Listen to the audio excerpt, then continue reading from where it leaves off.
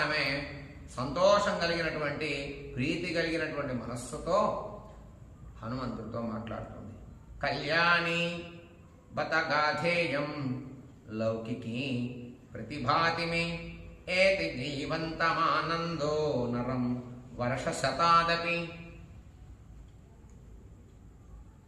మానవుడు కనుక జీవించి ఉన్నట్లయితే 100 సంవత్సరాలకైనా ఆనందం పొందుతాడు. 100 సంవత్సరాలకైనా ఒక్కసారైనా ఆనందాన్ని పొందుతాడు. ఈ లోకంలో ఉన్న సామెత మంగళకరమైనది కదా, సత్యమైనది కదా, నేను తలుస్తున్నా.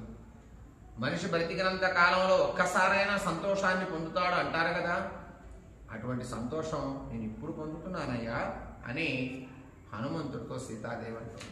ఇప్పటి వరకు నాకు ఆనందం కలగలేదు, బాధపడుతున్నా కదా నేను రావణాసురుడి చెరలో ఉండటం వల్ల. అహం